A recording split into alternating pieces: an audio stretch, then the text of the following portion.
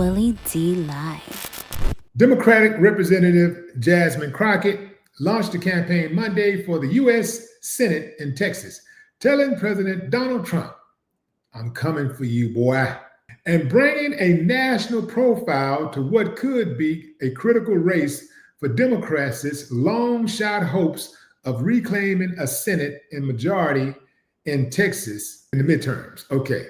Crockett, one of Congress's most outspoken Democrats, a frequent target of GOP attacks, and a Trump target, jumped into the race on the final day of qualifying in Texas. She is seeking the Senate seat held by Republican John Cornyn, who is running for re-election in the GOP-dominated state. As a candidate who is constantly attacked and seen as a threat, "It's because I am," Crockett told supporters in Dallas.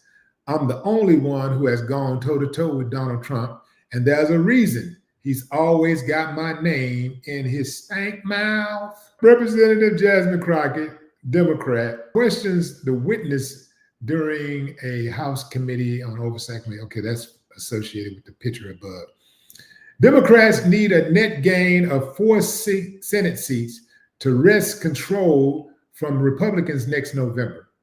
When most of the seats up for re-election are in states like Texas that Donald Trump won last year. Democrats have long hoped to make Texas more competitive after decades of Republican dominance. Cornyn, first elected to the Senate since 2002, is facing the toughest GOP primary of his career against Texas Attorney General Ken Paxton and U.S. Rep. Wesley Hunt. Crockett's announcement came hours after former Representative Colin Allred ended his own campaign for the Democratic nomination in favor of attempting a House comeback bid.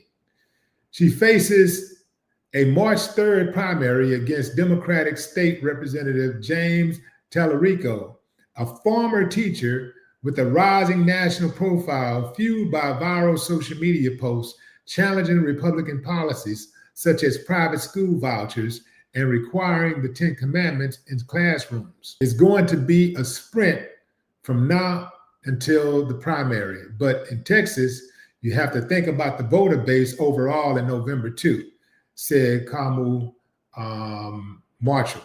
So GOP hopes to make Crockett style a liability. Yep.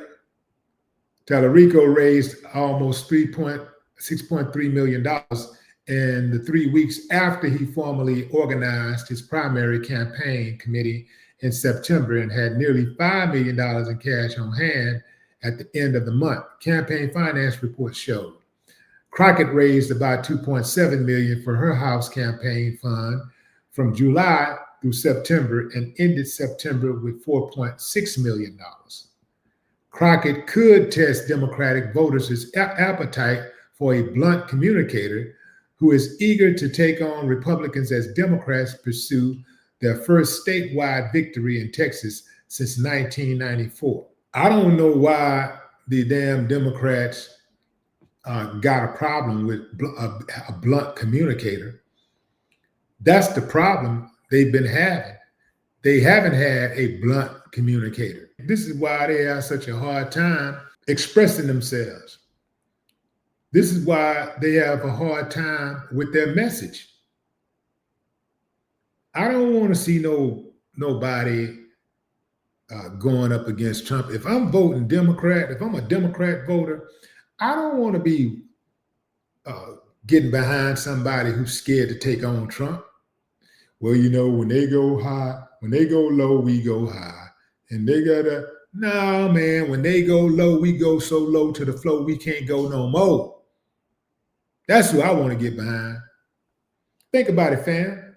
Anytime, look, growing up, I'll give you a perfect example. Growing up, you may not have liked your cousin who fight all the time. You may not have liked that cousin. You may not have really gotten along with that cousin. But if it was somebody in the neighborhood who wanted to jump you, and you had your cousin with you, and y'all walking down the street, man, it was almost like walking with a pit bull. It was always walking like walking with a pit bull. You already knew. I ain't scared of nothing. I ain't never scared. Boy, you was ready because you knew your cousin could add hands.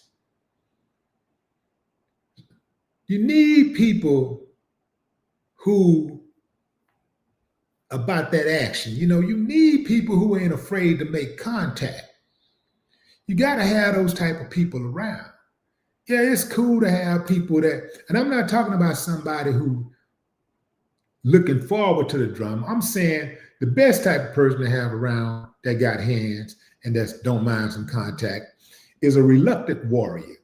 A reluctant warrior understands the assignment. A reluctant warrior does not look forward to drama and conflict, but they're very good at handling drama and conflict. They're very, very good at handling drama and conflict.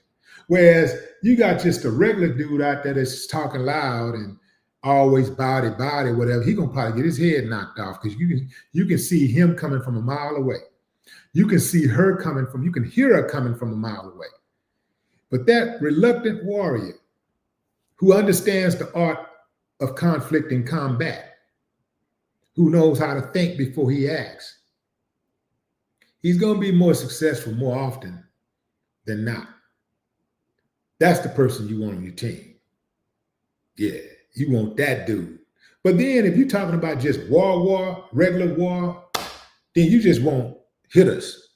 You want as many hitters on your team. It don't matter if they don't know how to think or nothing like that. You just want hitters. You talking about war, you want hitters. Just go out, it's on site, you just want hitters. Yeah. You remember Joe Pesci in, what was that, Goodfellas? Joe Pesci was off the chain. He was uncontrollable. Funny how? Funny how? Remember that line? Funny how? What do you mean funny? I make you laugh. Funny, I amuse you. Funny how? You didn't know what to think. The dude was a sociopath. But you'd rather have him on your team than on somebody else's team. Because if he's on your team if he's on your team, he actually keep the other team honest because they don't want to have to deal with you. Because they know if they mess with you, you got a sociopath on your side who will destroy everything. That is the reason Trump is still moving around and doing what he's able to do. They know, the Republicans know they got a sociopath on that team. They got a sociopath who will do anything to win. And at the end of the day, they just want to win. Winning the war is most important. If you're at war, winning is the most important thing. How you win?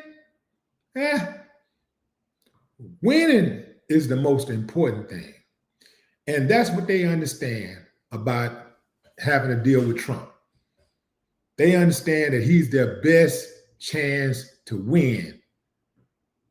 So they allow him to do all of the stuff that he does. They allow him to display those sociopathic attitudes and actions rather than have him not on their team or go the other way. In their mind, he's their best chance. You're dealing with sociopaths. A sociopath identifies with sociopaths. You're dealing with uncivilized mutts, the uncivilized mutts of this country, the racist of this country. They're uncivilized.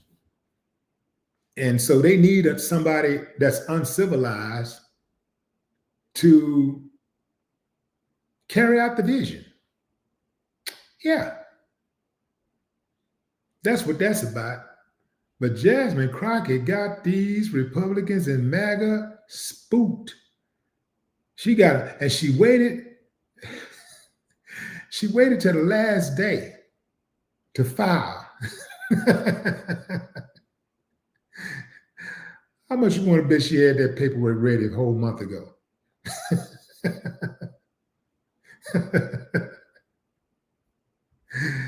Ooh-wee, man.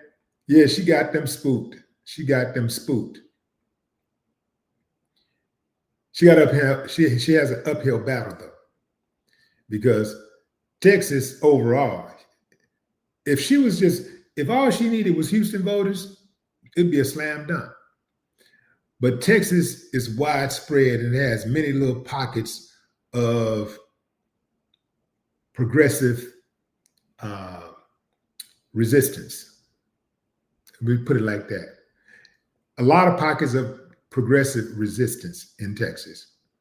And so that's how you can get these Republicans winning on a national level so often, is because, you know, it's a lot of uncivilized mutts that live in Texas. Houston, we're different. We're in Texas, but we're not Texas. You know, we're different. We're different. Yeah, you got some of these people out here. It's some of them out here, it's some of them. But overall, it's a whole different culture in Houston. It's a different culture.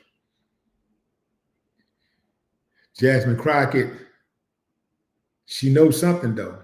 She's running. She ain't no dummy by no means. So if she's running, she must know something.